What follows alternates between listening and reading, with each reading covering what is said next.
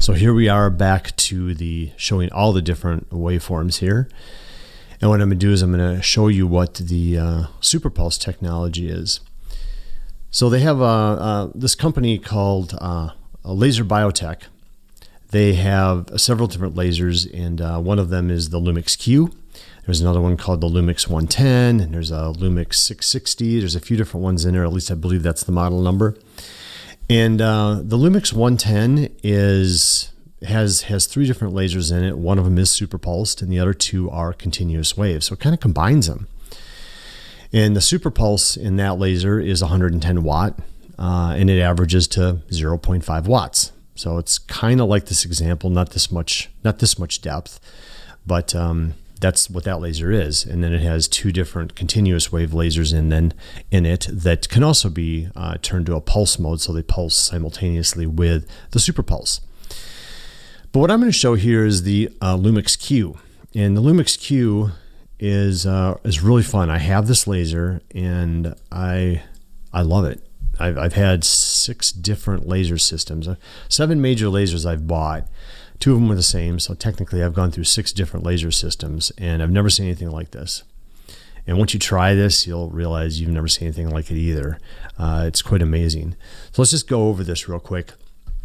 The major control that you have with this laser is really just the frequency.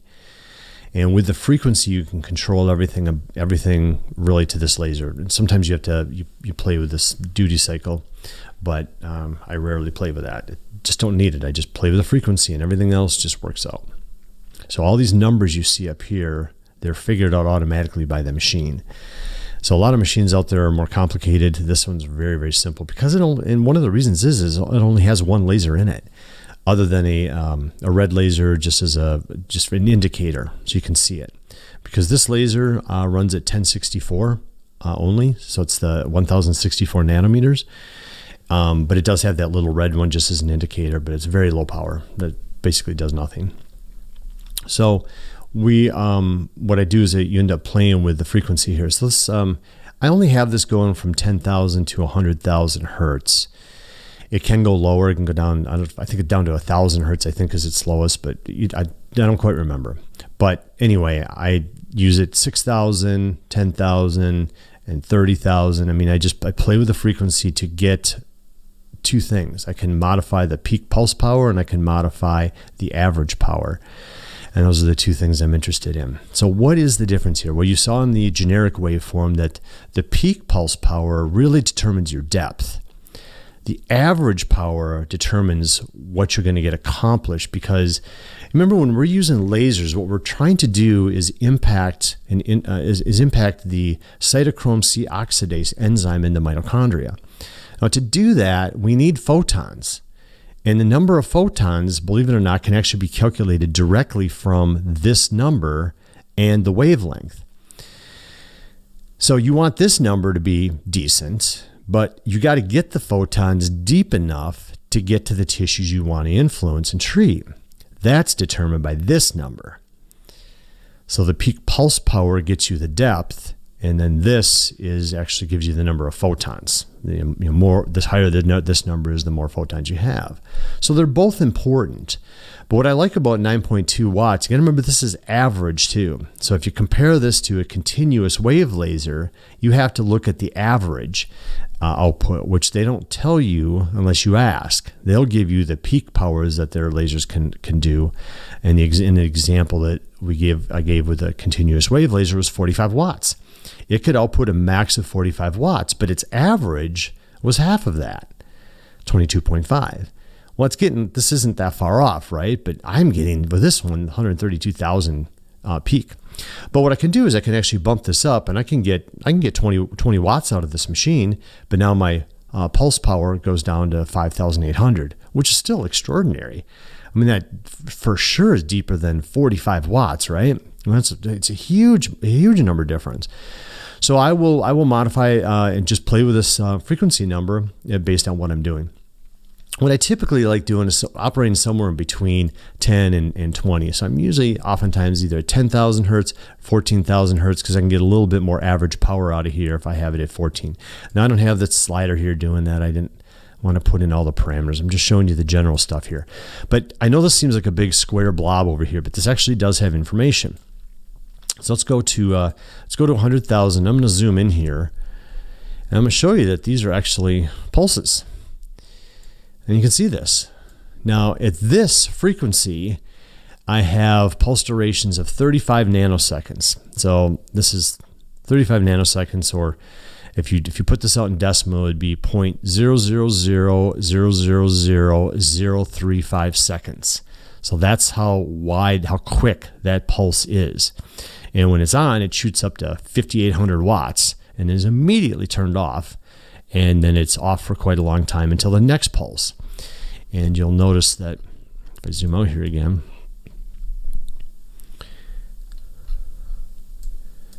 that I can see this here, and it's very high. But if I zoom out here and I drop this way down, you'll see that my peak pulse powers get way higher. So I got to zoom out way more to see this now. And it just becomes absurd to try to view this, okay? Because 132,000 is just super, super high. But, you compare that to a 45 watt laser and you see what I'm talking about here. This is just, it's a completely different thing. And this concept of super pulse, I thought it was just a marketing gimmick, to be honest. When I first heard this, I'm like, oh man, what's going on now? But this is a true thing, and hopefully now you see the difference. And I can zoom in here too. Now the software sometimes doesn't let me actually see the pulse. This one it might. Okay, there I can see it. But that's really, really narrow. It doesn't always show it to me, and that's just a fault of my little demonstration thing here. But you get the point. It's pulse after pulse after pulse, but it's these very narrow pulses that are going off regularly. And at this case, it's 10,000 times a second you're getting these pulses. So you have to have a special type of laser in order to accomplish this. And it is a different type of laser. I'm not even going to bore you with the name. It's understanding it, go for it. If you want to look it up, call them up, you can ask them. I just love this laser because it allows me to get things that I never could get before. And what do I mean by that? Well, you got to think of the body as this onion analogy that everybody uses. I'm sure you've heard it. Acupuncturists use it, chiropractors, massage. Everybody uses the onion analogy that you got to peel away the layers of the onion to get to the core. Well, actually, I believe you got to get to the core right away, because the core is the deeper muscles that are closer to the bone, and you got to get that to be loosened up. Why? Well, the arterial system is closer to that. So your arteries aren't hanging out near the outside of your body, because if you got cut, you'd bleed to death a lot faster because you'd be shooting blood out every time your heart pumped. So instead, our veins are more superficial and our arterial system is more deep. Well, if those deeper muscles are tight, then it's harder to get the blood to where you want it to go, which is to the more superficial tissues. So I like to try to get the deep stuff as well as the superficial stuff simultaneously. And that's what these peak pulse powers of crazy amounts here are doing. And, people say, well, it's like, well, is this safe? And I'm like, yeah, it's very safe, because this machine, this type of laser cannot put out this type of power level for any times much longer than this. The machine would stop working. And so this is very safe and very effective. I've never seen anything like it. And what I can literally do is get tissues to relax. Oftentimes within a few minutes, people start feeling it. And you can just leave it on an area, let it soak in, and get some really deep stuff to let go, and really fun stuff. And like another example too would be that I often love is when people come in, and if you're a chiropractor, you know this, people have these really tight areas like in their cervical spine, right? It's like C2 and C3 are fused together. And sometimes it's just on one side, sometimes it's on the other. And man, you can adjust that thing to your blue in the face. It's that the muscles are so locked, and probably the ligaments too are so locked around those two segments, maybe just on one side. And the lasers, believe it or not, they can actually loosen that stuff up, and you can feel that stuff change with this laser, sometimes in 5-10 minutes. And I just could never do that with any other laser. I couldn't. I tried. And it was just ridiculous. And this thing goes through, and it just does what you want it to do, what you think it should be able to be done, and it can do it. And it's really fun to just, most of the time people are just kind of blown away by what this thing can do. And then they just walk out, thinking, well, it's a laser, so every laser can do that. And it's like, well, no, this is a special laser. And it's something you just have to experience. You can look at these numbers and go, yeah, whatever. But once you've experienced it on some chronic area that you have, well, then it becomes a little more real. And that's what I really like. It does things much, much faster. And since it gets deeper, it can actually fix things that you just can't fix with other lasers. And it's just been my experience. If you have a different experience, that's okay too. But what I like about this with the really high peak power here is my average output is only 9.2 watts, which isn't very warm at all. Now, if you leave it in a spot, real close to the body for 20, 30 seconds, yeah, you're going to start feeling the warmth.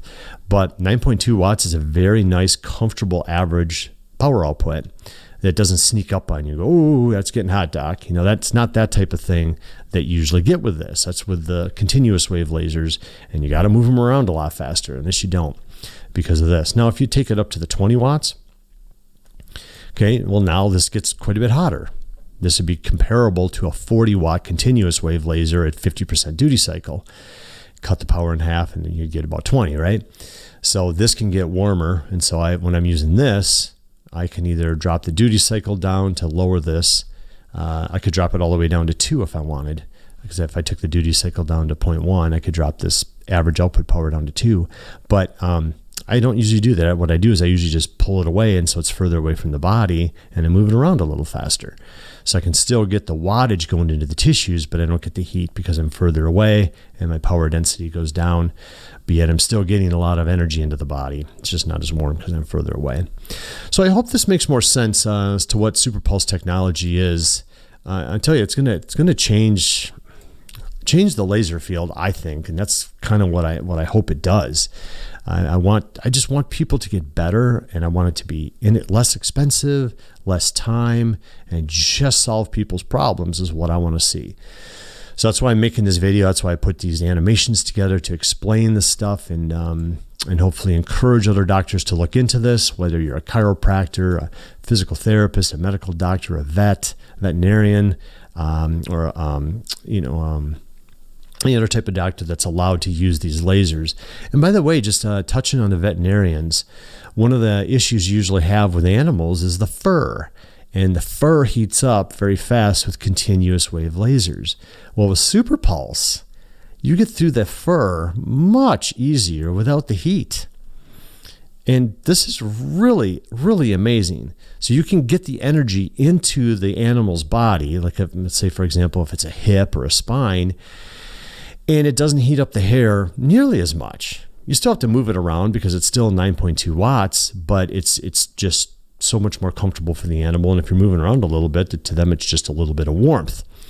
And so this is the type of laser that a veterinarian should have, in my opinion, unless you're going to shave the area, because the hair, the darker it is, the more energy it picks up, the faster it heats up. If it's blonde hair or light colored, it doesn't pick it up as much. The energy will go through it. But with super pulse, you kind of get around a lot of that. And so that's something that I think will also dramatically impact the veterinarian industry once they catch on and realize what this is. So trying to get this information out, please help by sharing, liking the video, putting in other posts. Give me a call if you have any questions on this. I might have even owned at one point the laser that you have right now, so I can compare them for you, sort of, and because I've got experience with both. And so if you want to hash this out and talk over stuff, by all means, give me a call. I won't put my number on the video, but you can find me. Just look me up. My name is Jeff Aberly. I'm a chiropractor out of Madison, and happy to talk to any doctors that are interested in doing this, and go from there. So thank you for watching. I hope you enjoyed this, and have a great day. Bye-bye.